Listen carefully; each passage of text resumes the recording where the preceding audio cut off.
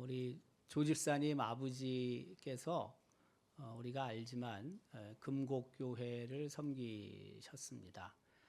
금곡교회는 우리 노회 안에 있는 교회 중에서 가장 높은 곳에 위치한 교회고, 그 금곡교회는 우리가 알고 있는 것처럼 김수만 장로님께서 개척하신 교회, 기란, 임하 이쪽 지역에 10개 교회를 개척을 하셨는데 그 중에 하나입니다.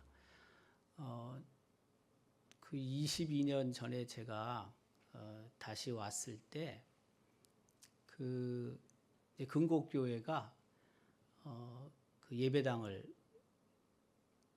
졌나요? 그때 예배당이야 교육관이에요. 22년 예배당을 새로 졌어요.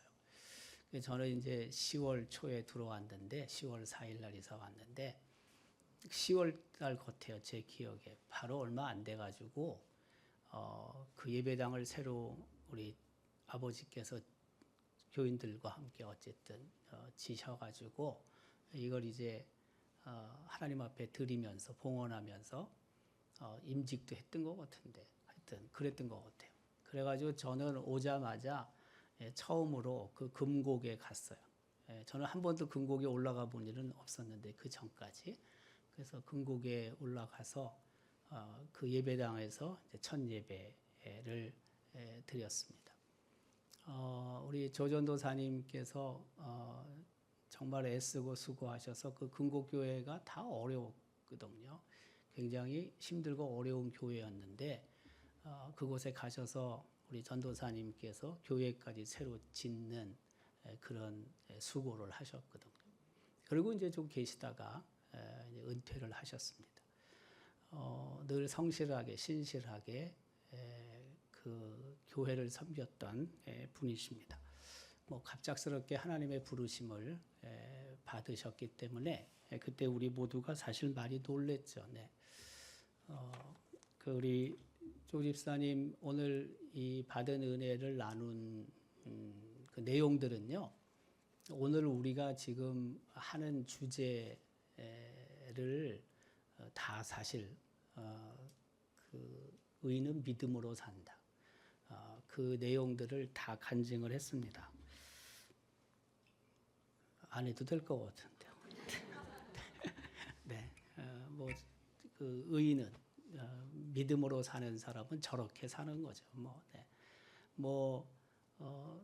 힘들고 어렵고 그렇죠. 네, 앞이 안 보이고 캄캄해도 지금까지 베푸신 하나님의 은혜를 기억하고 인내하며 기다리며 또 믿음으로 가는 거죠. 그게 의인은 믿음으로 말미암아 사는 거죠. 딴 거 뭐 있겠어요? 믿음으로 우리가 구원을 받고 구원받은 자 의인들이 더 믿음 안에서 살고 또 한편으로는 뭐 다 타버렸는데 여러분 들었지만은 다 탔잖아요. 그런데 작년에 세운 저온 창고가 남아서 감사한다. 이게 믿음으로 사는 거죠. 리프트 시설 새로 했는데 그거 안 탄 거 감사하다. 이게 의인으로 믿음으로 사는 거죠. 그 집이 다 타면은 체육관이나 이런 데서 자야 됐는데 그래도 이 안에 집이 있어서 그런 불편함이 없었다. 믿음으로 사는 거죠. 3년이 지나야지 다시 사과가 열리는데 그럼에도 불구하고 또 하루하루 하나님께서 어떤 일을 이루실 것인가 그것을 기대하고 바라면서 산다. 그 믿음으로 사는 거죠. 눈앞에 나타난 현실은 어둡고 무겁고 캄캄하지만 그래도 또 다시 새롭게 믿음 안에서 가는 거죠. 우리가 잘 알고 있는 이 하박국 선지자에 대해서 오늘 조금 함께 나누려고 합니다. 그 하박국이라는 의미는 손을 모으다, 껴안다, 매달리다라는 뜻입니다. 특별히 이 시대 배경은 남유다 요시야가 그 왕, 요 전사 이제 그 전쟁에 나갔다 죽게 되거든요. 이제 그때부터 조금 그 이후에 그런 기간 동안 아마 이 하박국 선지자가 그 사역을 했을 것으로 보통 학자들은 생각을 합니다. 그 남유다의 요시야 왕은 제16대 왕입니다. 우리가 잘 알고 있는 것처럼 그가 종교 개혁의 롤 모델을 보여주었죠. 성전을 수리하고 거기서 율법책을 발견하게 됐고 또 그동안 잊혀졌던 유월절을 지켰던 왕 요시야입니다. 요시야는 8세 때 즉위를 했고요. 그리고 한 31년 정도 남유다를 통치한 것으로 알려져 있습니다. 요시야라는 그 이름의 의미는 여호와께서 고쳐주신다라는 뜻입니다. 여호와께서 고쳐주신다. 그러니까 그 이전에 그 말씀에 순종하지 않았던 모습들, 피폐해진 남유다의 상황들, 하나님께서 남유다를 새롭게 고치실 것을 아마 기대한다고 할 수도 있겠죠. 그 요시야 왕이 전쟁에서 죽게 되는데 그게 주전 609년입니다. 609년도에 죽게 됩니다. 그 열왕기하 23장 29절에 따르면 요시야 당시에 애굽의 왕 바로 느고가 아수르 왕을 치고자 하여 유브라데 강으로 올라가서 요시야 왕이 맞서 나갔더니 애굽 왕이 요시야를 무기토에서 만났을 때 죽인지라. 이 지도를 보면은 지금 좌측편 맨 밑에가 애굽인데 저 애굽 군대가 당시 왕이었던 느고의 명령에 따라 이제 북쪽으로 올라가는 거죠. 그 북쪽으로 한참 올라가서 이제 아수르와 전쟁을 하려고 했다는 거죠. 근데 지금 저 길이 바다의 길이라고 애굽에서 그 가나안 땅까지 올라가는 길 중에는 가장 빠른 길입니다. 저 길이. 우리가 알고 있듯이 요셉이 형들에 의해서 이스마엘 약대 그 사람들에게 팔리잖아요. 그리고 요셉이 내려온 길이 바로 저 길이에요. 바다의 길입니다. 저 길이에요. 근데 저기에 이제 블레셋 사람들이 있다 보니까 하나님께서는 이스라엘 백성이 출애굽할 때 절로 가면 제일 빠르거든요. 저쪽으로 가면은. 근데 그 블레셋 사람들로부터 공격을 받게 되면 또 그 불평과 원망 이게 너무 커질 것을 생각을 하셔서 광야길을 택하게 하신 거란 말이에요. 근데 그 애굽 왕 느고가 어쨌든 저 길을 따라서 아수르까지 올라가길 원했는데 그래서 올라가기 위해서는 그 이스라엘 땅을 지나가야 되거든요. 블레셋을 지나서 그 다음부터는 다 이스라엘 땅인데 지나가야 되는데 애굽의 느고 왕이 요청을 하죠. 너희들하고는 전혀 싸움을 안 할 테니까 그냥 길만 좀 빌려 타고 그렇게 얘기를 하는데 저 요시야 왕이 그것을 수용하지 않죠. 그래서 요시야가 무기토까지 올라가요. 그리고 애굽 왕은 군대를 이끌고 또 쭉 올라가다가 무기토에서 만나는데 이제 거기서 전쟁이 벌어진 거죠. 근데 요시야 왕이 죽습니다. 전사를 했다. 저 무기토라는 곳에서 전사를 하게 되는 겁니다. 그 무기토는 그 전쟁이 그 일어나고 또 앞으로 저곳에서 그 뭐 3차 전쟁이든 4차 전쟁이든 뭐 이런 세계 대전이 일어날 수 있다. 무기토라는 곳이 아마겟돈 그렇게 보통 해석하는 사람들도 있습니다. 자 어쨌든 이제 그와 같은 상황 속에서 남유다가 이제 혼란에 빠지게 되는 것입니다. 그 열왕기하 23장 33절 34절에는 그 요시야가 죽은 후에 바로 느고가 그를 이어 그는 여호아하스입니다. 근데 이 여호아하스가 요시야 왕 뒤를 이어서 이제 왕이 되려고 했던 사람인데 어떻게 보면 됐다고도 할 수 있잖아요. 근데 이게 이제 반유대, 반애굽적인 성격을 갖고 있었던 사람이에요. 가만 놔두지 않죠. 이 사람을 하맛 땅 림나에 가두고 예루살렘에서 왕 노릇하지 못하도록 해요. 그리고 요시야의 아들 엘리야김인데 이 엘리야김을 왕으로 세워요. 그리고는 이름을 바꾸죠. 엘리야김에서 여호야김으로 바꿔요. 이제 그게 바로 그런 내용이 있습니다. 어쨌든 자기 말을 듣지 않았잖아요. 남유다가. 그래서 그 벌금도 물리는 거죠. 벌금도. 보면은 은 100달란트와 금 1달란트를 벌금으로 내게 했다. 이 1달란트가 몇 킬로쯤 되냐면은 한 30여 킬로쯤 돼요. 그러니까 금 30여 킬로를 벌금으로 물렸어요. 그리고 은은 100달란트. 그러니까 얼마나 엄청난 그 액수겠습니까? 뭐 요즘 그 금 한 돈 반지도 너무 비싸가지고 옛날에는 뭐 한 4만 원, 5만 원 한 것 같은데 금 한 돌 우리 애들 그때 한 돈 이렇게 선물할 때 뭐 한 돌, 첫 돌 이럴 때 한 5만 원 정도 또 안 했던 것 같은데 말이에요. 지금은 뭐 네, 참 어렵습니다. 네. 어쨌든 그러니까 이게 지금 34kg니까 여러분 생각해 보세요. 한 달란트가 34kg쯤 되는 거니까 정말 엄청난 벌금을 물리는 거죠. 자, 어쨌든 그런 상황이에요. 요거는 뭐냐면 이제 요시야 왕 그 다음에 여호아하스가 통치를 했는데 애굽 왕이 탐탁지 않아 가지고 이 여호아하스를 하맛 땅 림나에 감금시키고 새로운 왕 그게 누구냐면 엘리야김인데 이름을 바꾼 여호야김을 세웠다. 이제 그걸 얘기를 하는 거예요. 이제 그 사이에 보면 605년도에 이제 갈그미스 전투라는 곳에서 애굽 왕 느고가 패하게 되죠. 올라가서 전쟁을 하긴 해요. 그때 나름대로는 애굽 왕 느고가 세력을 확대해서 그 수건 사업인 북쪽에 있는 영토를 확보하려고 했던 거거든요. 근데 이제 거기서 깨지게 되는 거죠.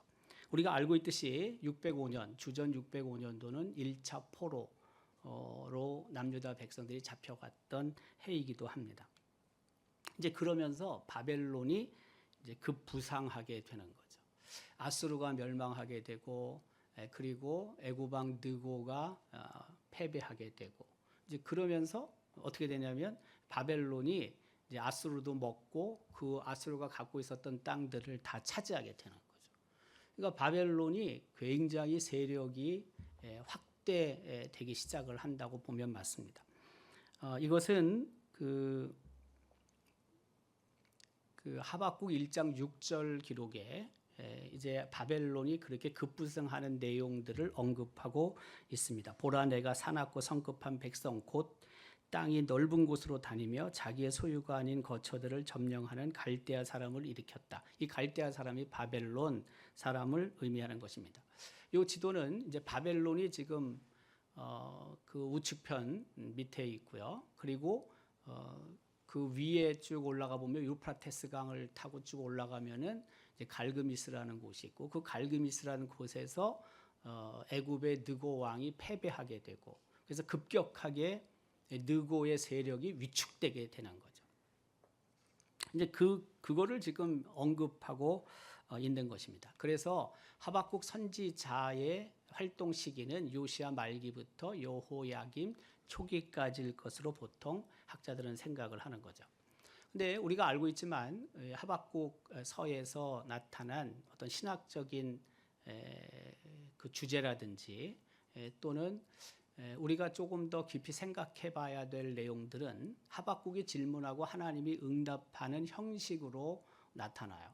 두 가지 특별히 있는데 하나는 뭐냐면 하박국이 첫 번째 질문을 해요. 그리고 하나님께서 응답하시는데 유다의 불의를 하나님께서 언제까지 보고만 계실 것인가에 대한 질문을 하게 되는 거죠. 하박국이. 그래서 하박국 1장 2절 특별히 내용은 이래요. 여호와여 내가 부르짖어도 주께서 듣지 아니하시니 어느 때까지리까 내가 강포로 말미암아 외쳐도 주께서 구원하지 아니하시나이다. 이건 무슨 뜻이냐면 남유다의 불의가 계속되고 있는데 왜 하나님께서는 손 놓고 계십니까? 그에 대한 질문이죠. 하나님은 정의로우시고 공의로우신 분이신데 왜 남유다를 채찍으로 징계하시는지 심판하셔서 바로 잡으셔야 하는데 왜 이렇게 그냥 가만 계십니까? 이렇게 말하고 있는 거예요. 그때 하나님께서 이 질문에 답을 하십니다. 그 답이 뭐냐면 바벨론을 통해서 유다를 심판할 것이다라는 뜻이에요. 유다가 지금 불의한 나라인데 하박국 입장에서 볼 때는 하나님께서 아무것도 안 하시는 것 같다는 거예요. 그때 하나님께서 답하시기를 아니다. 내가 바벨론을 통해서 유다를 심판하겠다라고 말씀을 하시는 거죠. 그게 바로 하박국 1장 10절의 내용입니다. 왕들을 멸시하며 방백을 조소하며 모든 견고한 성들을 비우고 흉벽을 쌓아 그것을 점령할 것이다. 누가? 바벨론이 누구를? 남유다를 그렇게 하겠다는 거예요. 그랬더니 이번에 하박국 선지자가 이제 두 번째 질문을 하는 거예요. 그게 뭐냐면 아니 바벨론은 남유다보다 더 악한 민족인데 어떻게 바벨론이 우리를 심판합니까? 바벨론이 어떻게 심판의 도구가 될 수 있습니까? 라고 질문하는 거죠. 당연히 이런 질문이 나올 수밖에 없죠. 하나님의 백성인데 하나님의 백성을 심판하는 나라가 좀 더 의로워야 되는데 정의로워야 되는데 그게 아니라는 거예요. 지금 하박국 1장 13절과 17절의 내용이죠. 어찌하여 거짓된 자를 방관하시며 악인이 자기보다 의로운 사람을 삼키는데도 잠잠하시나이까. 바벨론은 악인이거든요. 상대적으로 남유다에 비해서. 근데 그 바벨론이 남유다를 삼키는데 하나님은 어떻게 가만 보고 계십니까? 그 내용이죠. 17절에 그가 그물을 떨고는 계속하여 여러 나라를 무자비하게 멸망시키는 것이 옳으니까. 바벨론이 세력을 확대해 가면서 주변에 있는 나라들을 학살을 하는 거 아닙니까? 학살을. 이게 옳으냐 이거예요. 저는 생각할 때 이 질문이 하나도 틀리지 않다고 생각해요. 근데 우리의 질문을 하박국 선지자가 한 거예요. 하나님께서 이렇게도 답하십니다. 그게 뭐냐면 때가 되면 바벨론도 심판을 받을 것이다. 의인은 그때까지 믿음으로 살면 된다. 하나님께서 그렇게 하실 것을 믿고 확신 속에서 신실하게 살면 된다. 그렇게 하나님이 답하신 거예요. 하박국 2장 3절은 또 이렇게 말씀하고 있죠. 이 묵시는 정한 때가 있나니 그 종말이 속히 이르겠고 결코 거짓되지 아니하리라. 하나님께서 하신 말씀은 거짓이 없다. 반드시 이루어진다. 비록 더딜지라도 기다리라. 지체되지 않고 반드시 응할 것이다. 그러면서 나오는 게 뭐냐면 의인은 믿음으로 말미암아 살 것이다. 그렇게 하나님께서 말씀하고 계세요. 이 질문과 응답의 결론은 이것입니다. 의인은 어떤 상황에서도 하나님의 약속을 신뢰한다는 거예요. 꼭 껴안으며 정하신 때를 기다리는 사람이라는 거예요. 하박국의 그 이름의 의미가 손을 모으다, 껴안다, 매달리다라고 그랬잖아요. 그래서 하나님의 약속을 신뢰하고 꼭 껴안고 기다린다. 그 의미와 같다는 거예요. 질문과 응답을 통해서 우리는 다시 한번 의인이 어떻게 살아야 하는지, 믿음을 갖고 있는 사람이 어떻게 살아야 하는지를 깨닫게 됩니다. 특별히 이 의인은 믿음으로 말미암아 살리라. 이 말씀은 우리가 잘 알고 있는 사도 바울과 그리고 종교개혁자 루터에게 영감을 준 말씀으로 보통 생각하죠. 무슨 의미냐면은 이제 사도 바울의 경우에도 하나님께서 우리에게 구원을 얻을 만한 믿음을 주시고 그 믿음을 갖고 있는 사람은 우리 무슨 공로나 혹은 선행을 통해서 우리가 구원을 얻는 게 아니라 믿음으로 구원을 얻는다. 믿음으로 구원을 얻는다라는 것을 분명하게 얘기를 하잖아요. 잘 알고 있는 로마서 1장 17절에 이렇게 사도 바울은 말하죠. 복음에는 하나님의 의가 나타나서 믿음으로 믿음에 이르게 하나니 기록된 바. 이게 이제 하박국 2장 4절이죠. 오직 의는 믿음으로 말미암아 살리라 함과 같으니라.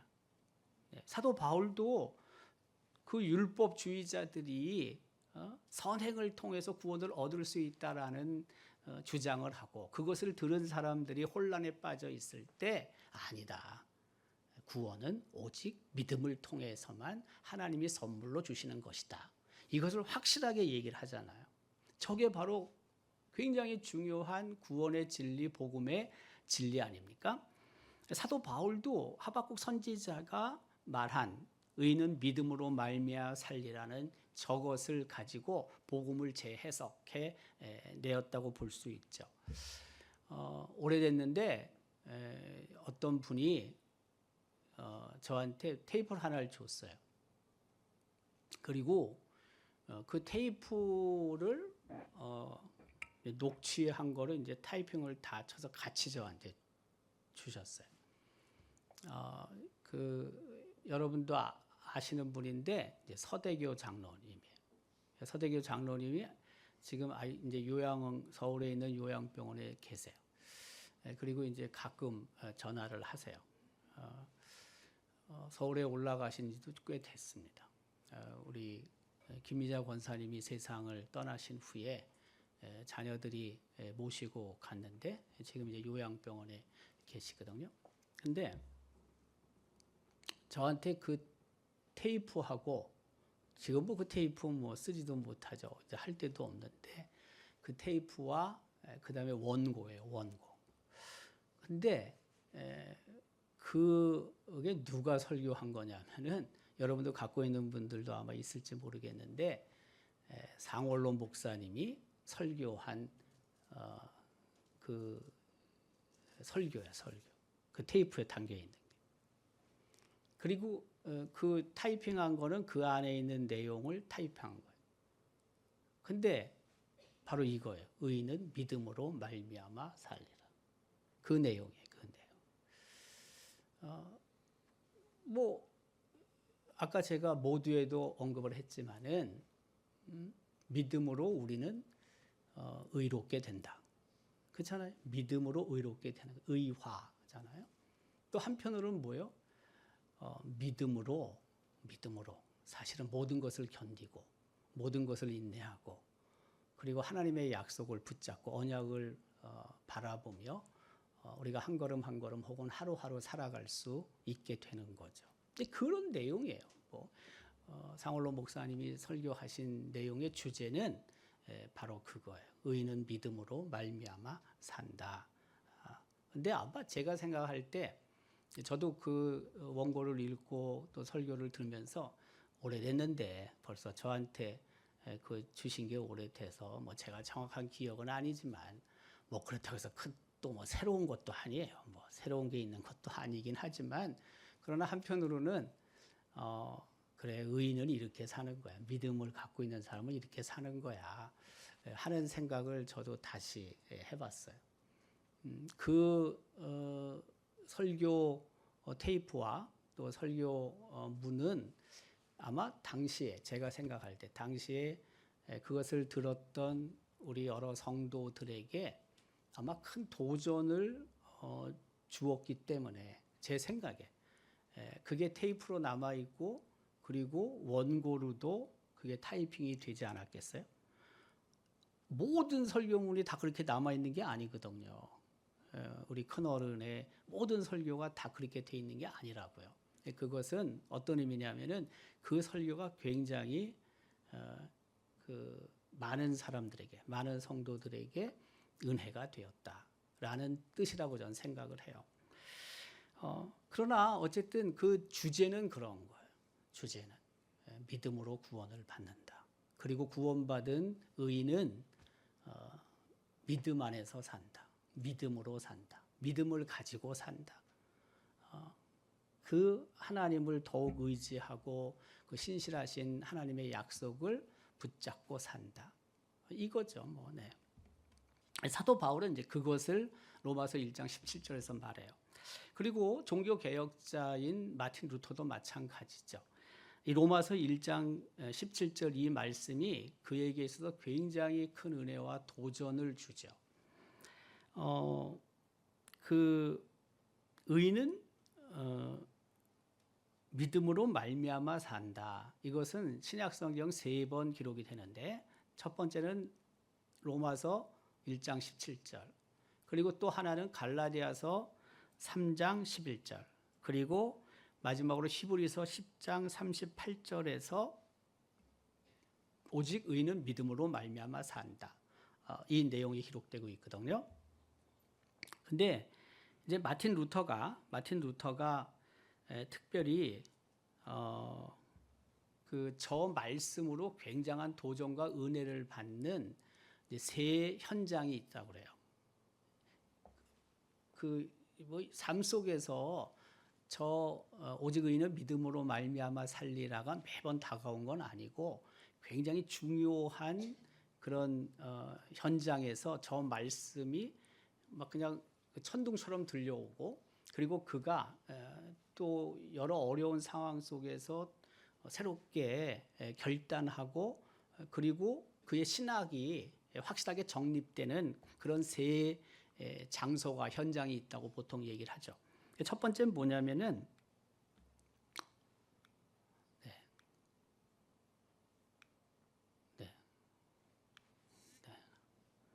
됐습니다. 첫 번째는 뭐냐면 비텐베르그 수도원에서 벌어진 일인데, 요게 이제 비텐베르그 성, 그리고 또 수도원도 있는데, 여러분도 우리가 그 종교 개혁지를 가보면 저기를 갑니다. 종교 개혁지를 가는데 지금 저기 흰쪽 건물이 있고 저 우측에 있는 건물이 있는데, 흰쪽 건물 맞은편에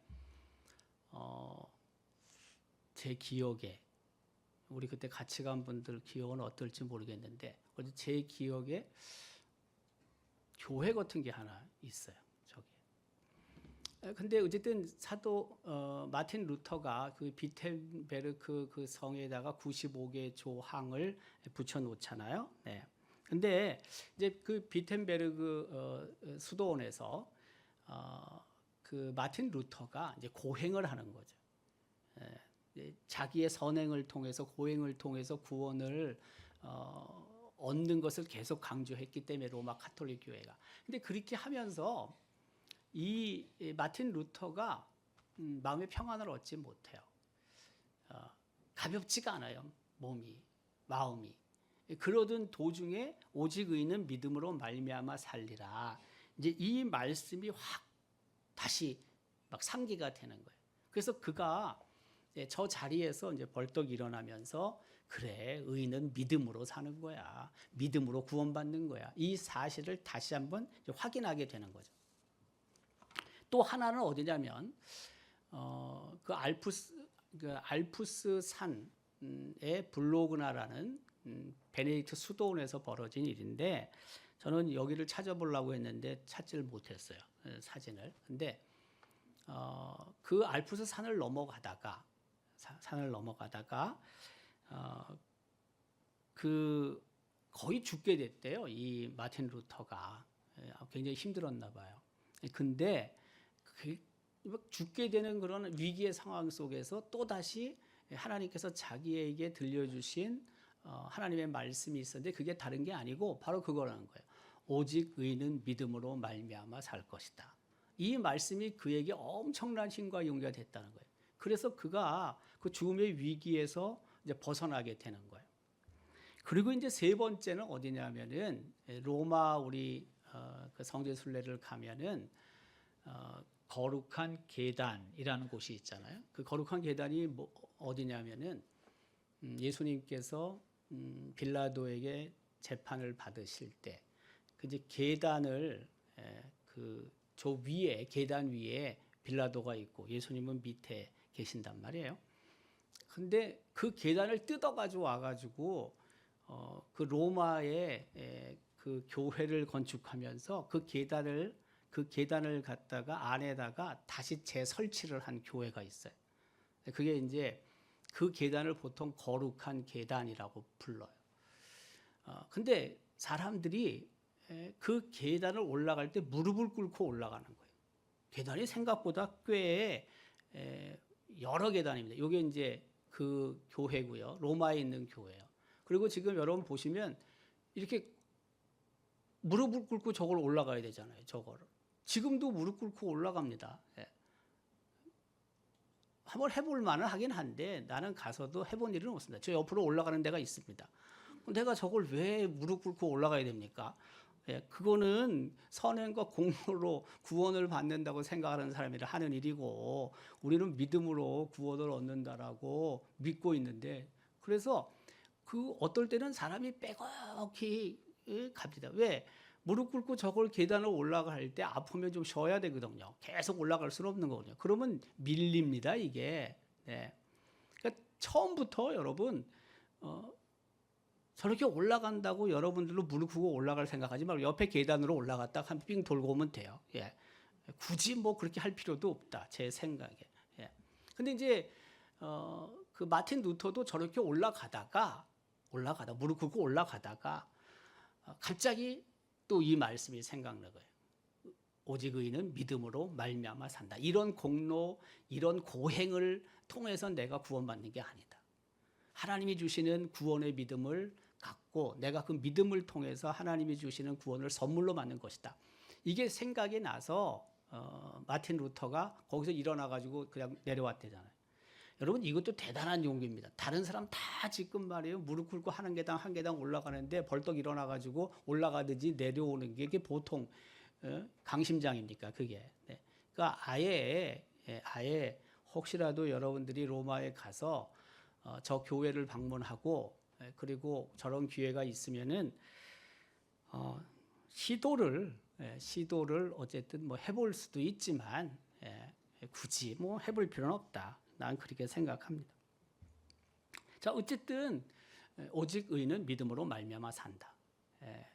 이것은 하박국 선지자를 통해서 하나님이 주신 분명한 말씀이고, 그리고 앞서 언급한 것처럼 남유다가 지금 불의한 부조리한 사회가 됐는데 하나님 언제 심판하시겠습니까? 하나님께서 바벨론을 통해 멸망 혹은 심판하실 것이다. 어떻게 하나님이 선택하신 백성이 우리보다 더 못한, 더 악한 나라로부터 심판을 받습니까? 그때 앞서 언급한 것처럼 하나님께서 정한 그 시간, 그것은 반드시 온다. 그리고 그런 어렵고 힘든 시간 속에서도 오직 의인은 믿음으로 사는 것이다. 이게 이제 오늘 주신 말씀이잖아요. 몇 가지 결론이 있어요. 첫 번째는 뭐냐면 불의가 만연할지라도 여전히 하나님은 이 우주, 이 세상을 통치하시는 분이시다. 이것은 어떤 경우에도 변할 수 없는 사실입니다. 하나님의 정의와 선은 결국에 승리한다. 이게 믿음으로 사는 사람이 견지해야 될 자세인 것이죠. 때로는 하나님이 존재하시는가? 우리가 그걸 이제 부재라고 그러잖아요. 하나님이 부재하신다고 생각이 들 때도 있고, 때로는 내가 낭떠러지에서 지금 떨어질락 말락 하는 그런 순간에 놓일 때도 있고, 그때마다 하나님의 부재를 경험한다고요. 하나님이 과연 존재하시는가? 하나님이 과연 이 세상을 다스리시는 통치자이신가? 이런 생각들이 들지만은 그럼에도 불구하고 의인은 믿음을 갖고 있는 믿음으로 구원받은 자는 하나님은 여전히 이 세상을 다스리시는 분이시다. 그리고 정의와 그리고 의인은 승리할 수밖에 없다. 이것을 잊지 않는다는 거예요. 두 번째는 뭐냐면 구원은 믿음을 통해서 온다. 의인은 그의 믿음으로 말미암아 산다. 그러니까 오직 의인은 믿음으로 말미암아 산다. 구원은 하나님께서 주시는 그 믿음을 통하여 우리는 구원을 얻게 된다. 이것은 공로로 선행을 통해서 얻게 된다라고 하는 그 율법주의로부터 확실한 선을 긋는 것이고, 또 우리가 삶의 자리에서 더욱 믿음을 견고하게 가져야 될 이유를 확실하게 보여주는 겁니다. 세 번째는 뭐냐면 인내로 기다리게 하는 하나님의 약속이 있다. 의인은 어떤 상황에서도 하나님의 약속을 꼭 껴안고 정하신 때를 기다린다.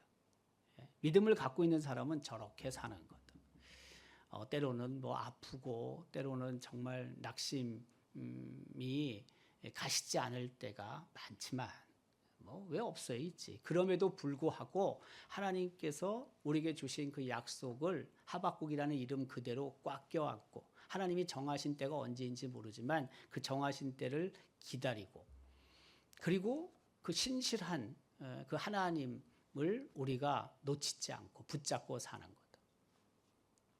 이게 하박국 선지자를 통해서 하나님이 우리에게 주시는 말씀이라고 할 수 있습니다.